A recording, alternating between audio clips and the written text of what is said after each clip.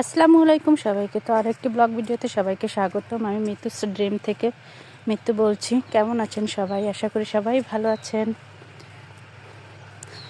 তো আজকের আমি বেড়াতে এসেছি আমার শ্বশুর বাড়ি, মানে বাপের বাড়ি থেকে শ্বশুর বাড়ি এসেছি।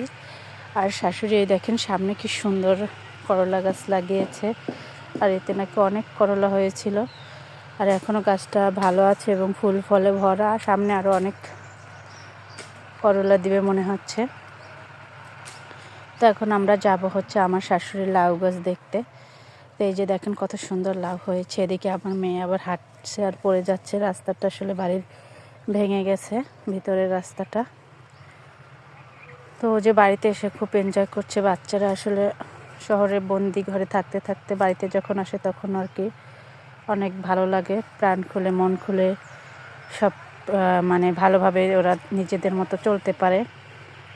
তো এই যে দেখেন ওর দাদুর পিছে পিছে ও লাউ গাছ দেখতে চলে এসেছে। আর এখানে আরও অনেক গাছ লাগিয়েছে, সেগুলো ছোট ছোট। তো মূলত আমরা লাউ গাছ দেখতে এসেছি। বললো যে লাউ গাছটা নাকি অনেক সুন্দর হয়েছে, আর এসে দেখলাম সত্যি অনেক সুন্দর হয়েছে, একদম মানে সবুজ, অনেক সুন্দর। শাকগুলো অনেক নরম আর খেতে অনেক মজা। আমি এসে সেদিনকে রান্না করছিল, খেয়েছিলাম, অনেক টেস্ট হয়েছে। দেখেন কতটা সুন্দর লাউ গাছটা। তো যাই হোক, তো এখন আমরা আসলে একটু বেরিয়েছি সামনে পিছে আর কি গাছ যেখানে লাগিয়েছে, তারপর যে আরও লাউ গাছ আছে আরও এক জায়গায় লাগিয়েছে আমার শাশুড়ি। তো সেটা বেশি একটা ভালো হয়নি, সেখানে আবার লাউ হয়েছে, সেটা আর কি সামনের দিকে, মানে বাড়ির দরজার দিকে।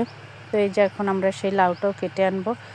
আমরা আসতে আর কি 2 দিন দেরি করে ফেলেছি, তো ওটা আমাদের জন্য রেখেছিল। তো এই জন্য এখন এই যে আমার যা কাটছে লাউটা বেশ বড় হয়েছিল।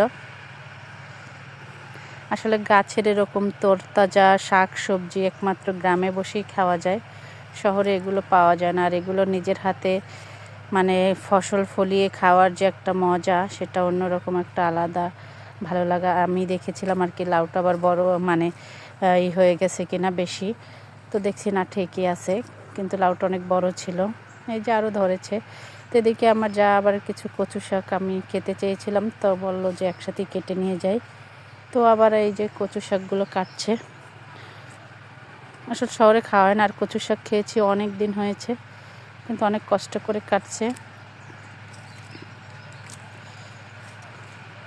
তো আস্তে করে আমি আর কি ঘুরছিলাম আর ভিডিও করছিলাম, আর এরা মানে এই শাক কচু এগুলো নিয়ে কাটছিল, ভালোই লাগছিল।